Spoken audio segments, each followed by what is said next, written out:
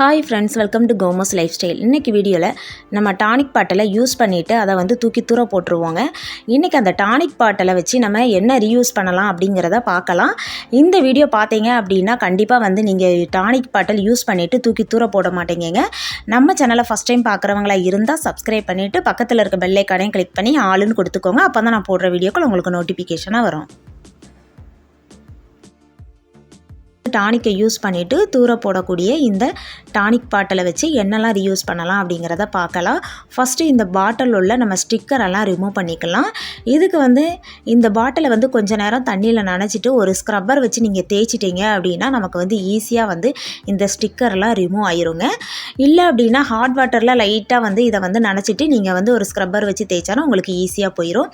பாருங்கள், இந்த அளவுக்கு வந்து நான் வந்து அதோட ஸ்டிக்கரெல்லாம் எடுத்துட்டேன். மூடி வந்து நமக்கு வந்து அலுமினியத்தில் இருக்கிற மாதிரி பார்த்துக்கோங்க. பாட்டிலோட சைஸ் வந்து உங்ககிட்ட எந்த பாட்டில் இருக்கோ டானிக் பாட்டில் அதை வந்து நீங்கள் எடுத்துக்கோங்க. இப்போ இந்த பாட்டிலோட மூடியில் வந்து நம்ம வந்து ஒரு ஹோல் போட்டுக்கலாம். ஒரு சின்ன கம்பி ஏதாச்சும் எடுத்துக்கோங்க. எடுத்து நெருப்பில் லைட்டாக காட்டிட்டு இந்த மூடியில் ஹோல் போட்டோம் அப்படின்னா ஈஸியாக வந்து நமக்கு ஹோல் விழுந்துடும். பாருங்கள், நான் வந்து ஹோல் போட்டுட்டேன். இப்போ இந்த மூடியை ரிமூவ் பண்ணிவிட்டு இந்த பாட்டிலில் வந்து வேப்ப எண்ணெய் சேர்த்துக்கலாம். இந்த டிப் எதுக்குன்னு பார்த்தீங்க அப்படின்னா நம்ம வந்து இன்றைக்கி வந்து வேப்பெண்ணெயில் நம்ம வந்து விளக்கு போட போகிறோம். இப்போ பார்த்தீங்கன்னா கொசு பார்த்திங்கன்னா எல்லார் வீட்லேயும் ரொம்ப அதிகமாக இருக்குங்க. இயற்கையான முறையில் வேப்பெண்ணெயில் விளக்கு போடும்போது இந்த மணத்துக்கு பார்த்திங்கன்னா ஒரு கொசு கூட நம்ம வீட்டு பக்கம் வரவே வராதுங்க.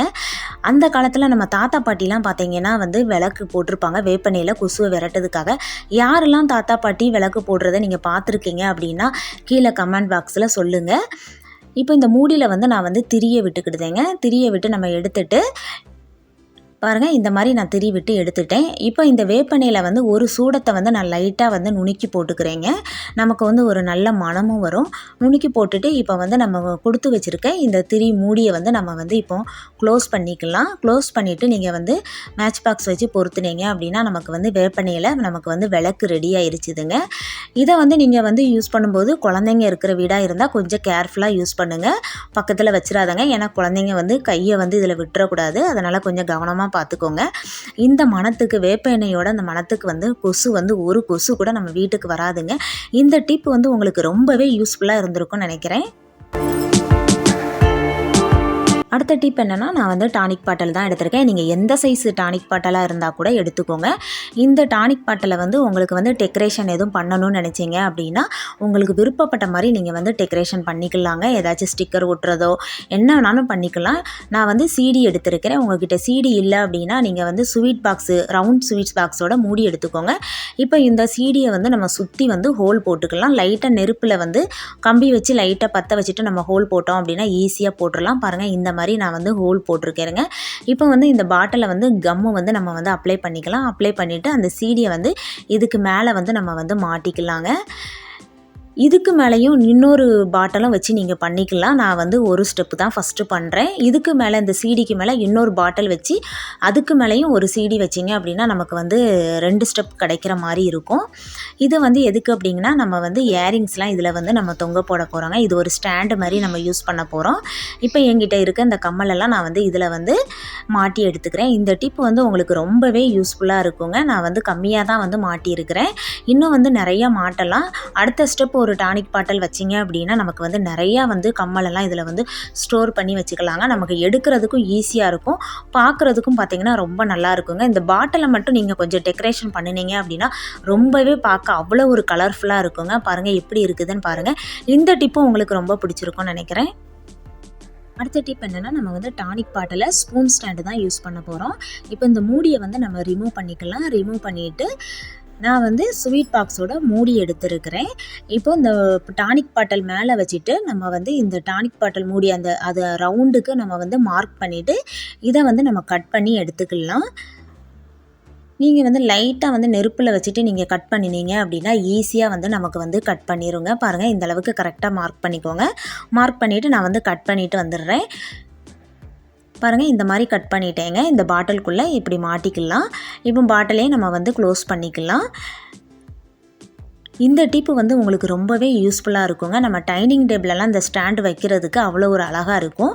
இப்போ வந்து நான் வந்து எல்லோ கலர் பெயிண்ட் எடுத்திருக்கேன். நீங்கள் என்ன கலர் பெயிண்ட்னாலும் எடுத்துக்கோங்க. இல்லைனா வேறு மாதிரி நீங்கள் டிசைனிங் பண்ணணும் அப்படின்னு நினச்சிங்கன்னா உங்கள் விருப்பப்பட்ட டிசைனிங் நீங்கள் வந்து பண்ணிக்கலாம். இப்போ இந்த பாட்டிலில் வந்து நான் வந்து பெயிண்ட் அடிச்சுக்கிறேங்க. உங்களுக்கு விருப்பப்பட்ட கலர் நீங்கள் பெயிண்ட் கூட அடிச்சுக்கலாம். நமக்கு என்னென்ன டிசைனிங் தேவைப்படுறோ நீங்கள் அந்த மாதிரி டெக்கரேஷன் பண்ணிக்கோங்க. நான் வந்து எல்லோ கலர் பெயிண்ட் அடிச்சிருக்கேன். நான் இப்போ இதை அடித்து எடுத்துக்கிறேன். இந்த டிப்பு வந்து உங்களுக்கு ரொம்பவே யூஸ்ஃபுல்லாக இருக்குங்க. உங்கள் டைனிங் டேபிளில் வைக்கிறதுக்கு இந்த ஸ்டாண்டு பாருங்கள், நான் பெயிண்ட் அடிச்சிட்டேன். இப்போ இந்த ஸ்வீட் பாக்ஸோட மூடியில் வந்து நம்ம வந்து மார்க் பண்ணிவிட்டு இதை வந்து நம்ம வந்து கட் பண்ணி எடுத்துக்கலாம். நம்ம வந்து நான் சொன்ன மாதிரியே நீங்கள் வந்து கம்பியை வந்து லைட்டாக வந்து நெருப்பில் காட்டிட்டு நீங்கள் கட் பண்ணினீங்க அப்படின்னா ஈஸியாக வந்து கட் பண்ணிடலாம். நான் இப்போ இதை கட் பண்ணி எடுத்துகிட்டு வந்துக்கிறேன். பாருங்கள், இப்போ இந்த பாட்டில்லையும் பார்த்தீங்க அப்படின்னா நான் வந்து கோல மாவு வந்து ஃபில் பண்ணியிருக்கிறேன். நமக்கு வந்து பாட்டில் வந்து ஆடாமல் ஸ்ட்ராங்காக நிற்கணுங்கிறதுக்காக. இல்லை அப்படின்னா மணல் கூட நீங்கள் வந்து ஃபில் பண்ணி வச்சுக்கோங்க. பாருங்கள், இந்த மாதிரி நான் கட் பண்ணி எடுத்துட்டேன். இப்போ இந்த பாட்டிலில் நம்ம வந்து இந்த மூடியை வந்து மாட்டிக்கலாம். மாட்டிட்டு இப்போ இந்த மூடியையுமே பாட்டிலோட மூடியை நம்ம வந்து க்ளோஸ் பண்ணிக்கலாம். இப்போ நம்ம வீட்டில் இருக்கிற ஸ்பூனெல்லாம் வந்து இதில் வந்து நம்ம வந்து போட்டுக்கலாங்க. இது வந்து டைனிங் டேபிளில் வைக்கிறதுக்கு ரொம்ப அழகாக இருக்குங்க பார்க்குறதுக்கு.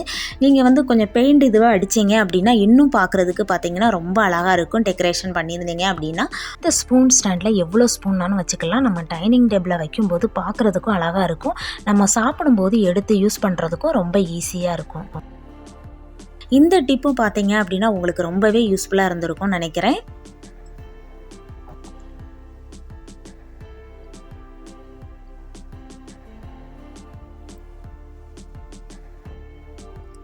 இன்றைக்கி பார்த்தா இந்த டிப்ஸ் எல்லாமே உங்களுக்கு ரொம்பவே யூஸ்ஃபுல்லாக இருந்திருக்கும்னு நினைக்கிறேன். அப்படி யூஸ்ஃபுல்லாக இருந்துச்சு அப்படின்னா லைக் பண்ணுங்கள், உங்கள் ஃப்ரெண்ட்ஸ் அண்ட் ஃபேமிலிக்கு ஷேர் பண்ணுங்கள், மறக்காமல் சப்ஸ்கிரைப் பண்ணுங்கள், பக்கத்தில் இருக்க பெல் ஐக்கானே கிளிக் பண்ணி ஆளுன்னு கொடுத்துக்கோங்க. அப்போ தான் நான் போடுற வீடியோக்கள் உங்களுக்கு நோட்டிஃபிகேஷனாக வரும். தேங்க்யூ.